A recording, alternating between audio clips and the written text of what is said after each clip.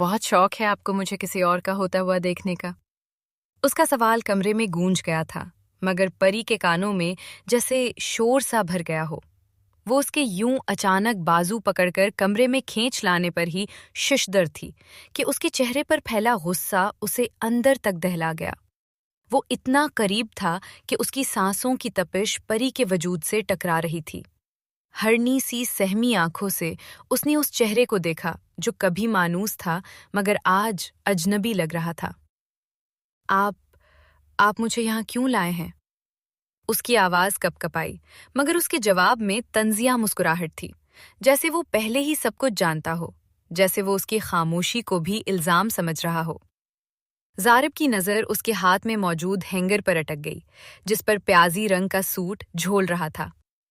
واہ، شاپنگ تو شاندار ہوئی ہے، وہ بھی میرے پسندیدہ رنگ میں۔ اس کے الفاظ تیر کی طرح چبھ گئے۔ اگلے ہی لمحے اس نے ہینگر کھینچ کر نفرت سے بیڈ پر پھینک دیا۔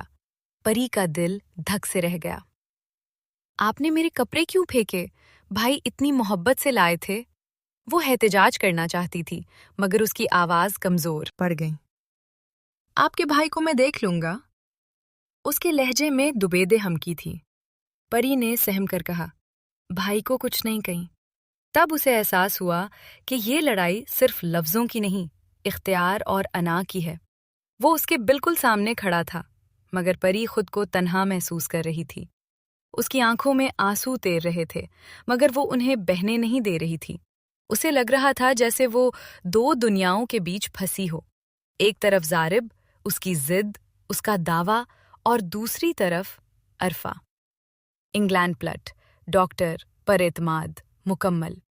وہ خود کو عرفہ سے تولنے لگی، ایک سادہ سی لڑکی، مقامی کالج کی ڈگری کے ساتھ، جسے اجنبی لہجوں سے بھی ڈر لگتا تھا۔ وہ تمہارے قابل ہے، اور تم؟ اس کا دل اسے تانا دے رہا تھا۔ اسی لمحے اسے احساس ہوا کہ سب سے زیادہ ظلم وہ خود اپنے ساتھ کر رہی ہے۔ نیچے سے قہقہوں کی آوازیں آ رہی تھیں، تقریب اپنے عروج پر تھی۔ زارب کا حکم اس کے کانوں میں گونج رہا تھا، طبیعت ٹھیک نہیں ہے کہہ کر کمرے میں رہو۔ لیکن اس بار اس نے آنسو صاف کیے۔ وہ خاموشی سے کھڑی ہوئی، دوپٹہ درست کیا اور آئینے میں اس خود کو دیکھا۔ آج وہ کمزور نہیں لگ رہی تھی، آج اس کی آنکھوں میں فیصلہ تھا۔ وہ نیچے گئی، سب نظریں اس پر جم گئی۔ اس نے مضبوط لہجے میں کہا، میں کسی کی امانت نہیں ہوں، نہ کسی کی ضد۔ میں ایک انسان ہوں، اور مجھے اپنے فیصلے کا حق ہے۔ اس کے الفاظ ہال میں خاموشی چھوڑ گئے۔ زارب پہلی بار خاموش ہوا۔ اس کی آنکھوں کی سختی پگھلنے لگی۔ میں نے تمہیں قابو میں رکھنے کی کوشش کی کیونکہ میں ڈر گیا تھا، اس نے اعتراف کیا۔ لیکن محبت اختیار نہیں مانگتی، قبولیت مانگتی ہے۔